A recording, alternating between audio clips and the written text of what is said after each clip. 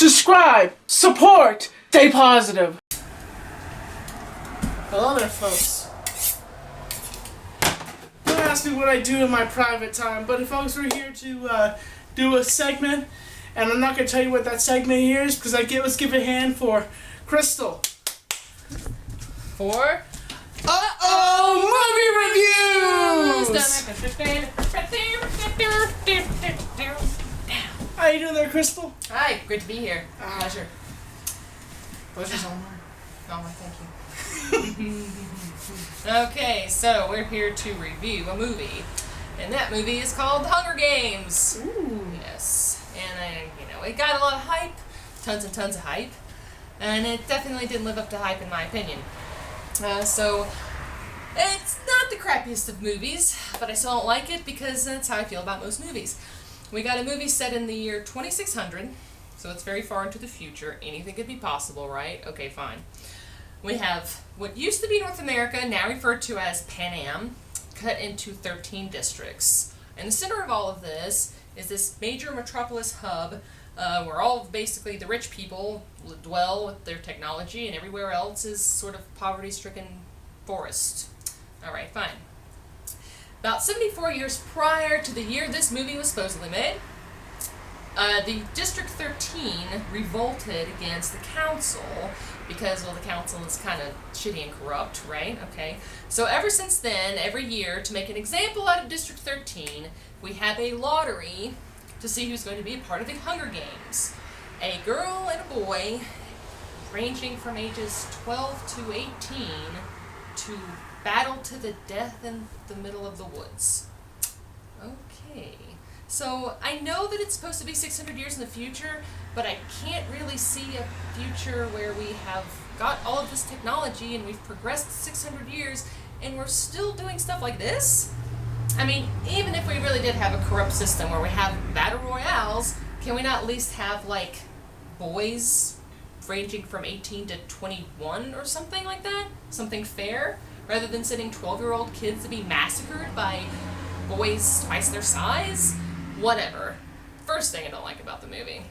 Something I do like about the movie. Our protagonist, our heroine, Katniss. She is pretty badass, I have to say. She makes Bella look like a punk. She's not too girly, she's certainly not dykeish, and she's totally got her art of archery down pat. It's totally sweet. The characters are pretty cool.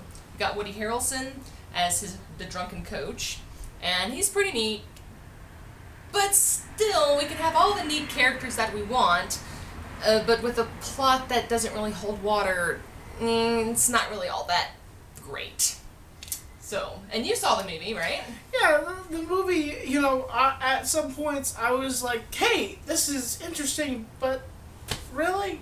I guess there's times where I was just like, Woody Harrelson, his character, and I think he played the drunk look a little too flat sometimes. And it was just like, Yeah. You do this, you get points for this, you get points for that. And he kind of went from being this super drunk guy to, like, super sober guy, like, the next minute. Yes, next minute. Like, if you're a drunk alcoholic, you can't have... Yeah. I'm seeing alcoholics. You can't... You have to have a... 1 second, and like, okay, let me tell you something about the Hunger Games the next second. Yeah, that definitely did happen a few times. And the woman in that movie, my God, that was so much makeup. Elizabeth Banks plays the crazy... So we got the year 2600, right? So the fashion sense is absolutely outrageous. Crazy Conan O'Brien. The crazy Conan O'Brien. It looks like it's going to eat your face off if you say the wrong thing.